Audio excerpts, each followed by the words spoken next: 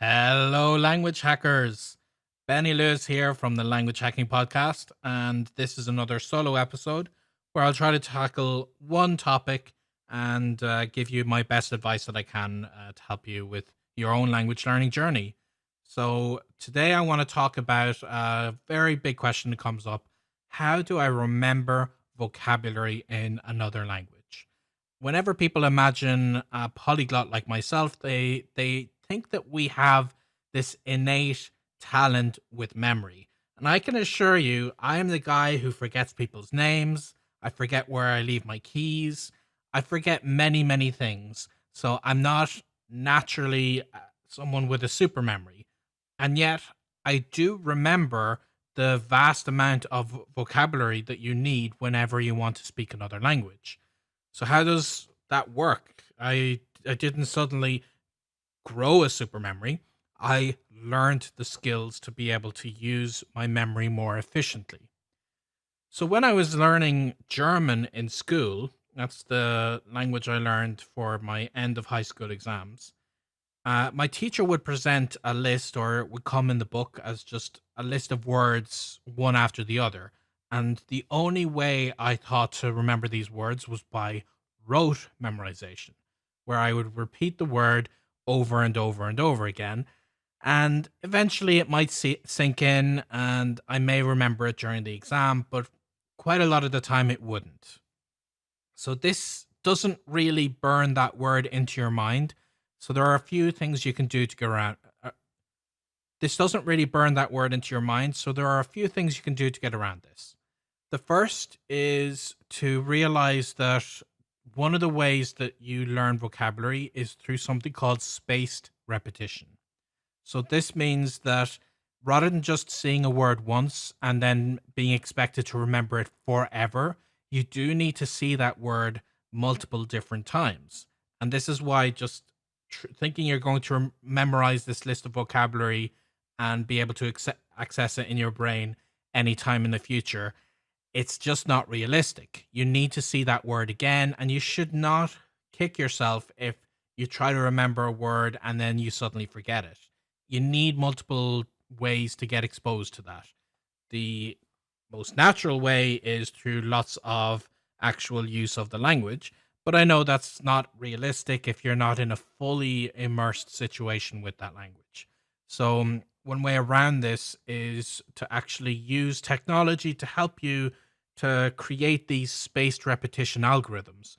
Because they've done studies where they showed that if you are reminded vocabulary just before you would forget it, it boosts that up. And this graph, if you can visualize a curve kind of going down, it goes down a lot slower each time you're reminded of a vocabulary word. So effectively, this means that maybe if you hear a word today, you may need to be reminded about it an hour from now, but then the next time you need to be reminded tomorrow. Maybe the next time is a week from now, then a month from now, then a year from now.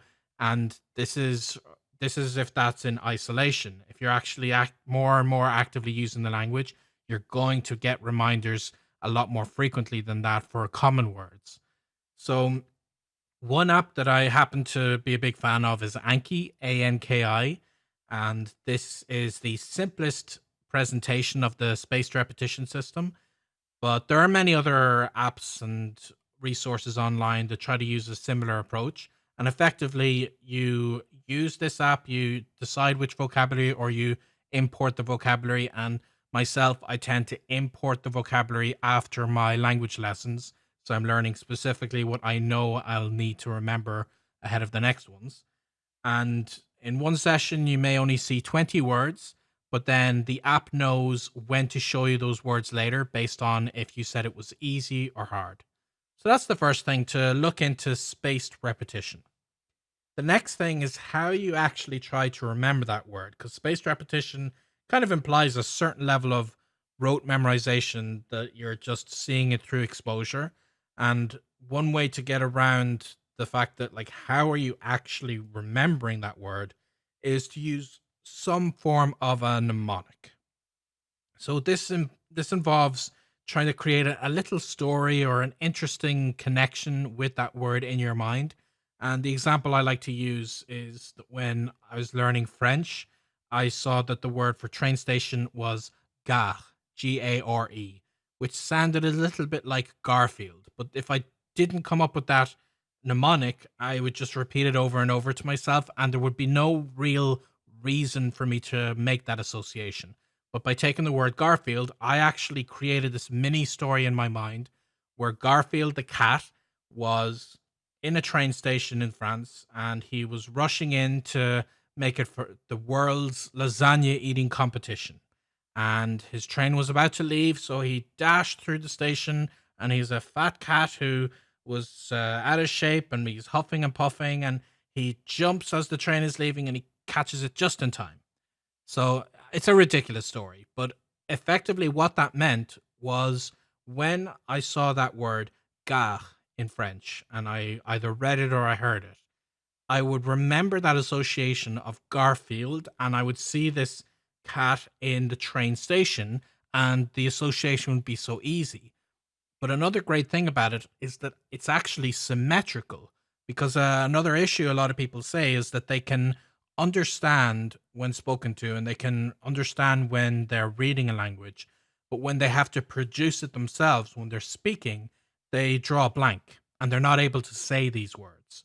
But if you use some form of mnemonic, like in this situation, if you had to say the French for train station, then you can try to remember that story and you remember, well, in the train station, I remember there was that cat. It's Garfield. So the word is gare. And that's kind of where you springboard from. Now, this one example was very complex and it took me a minute or two to explain. So it sounds very time consuming. And initially, it does take a little bit of time to come up with a way of making that association. I would highly recommend you check out Memrise, memorise.com, because it gives you a lot of inspiration for ways to make those associations. There are community and website based editions, and it's got a very strong community behind it. But I like it because it gives me inspiration. And then once you've done it a few times, you start to pick up a little bit of a knack and bit better imagination to create these mnemonics yourself. So a combination of interesting mnemonics and a good use of spaced repetition to make sure you're getting repeated exposure to those words means that this is how it's one way that you could potentially expand your vocabulary even if you feel like you naturally have a bad memory. These are the two main techniques that I use, but if you use other ones, I'd be very curious to hear them. So definitely check out the link in the show notes with this episode, and you'll see an option to leave some comments and share us what you do. I'd be very happy to hear any of your questions and try to tackle other issues like this in upcoming solo episodes. So hopefully you found that interesting, and I look forward to hearing your feedback. And of course, until the next time, happy language learning.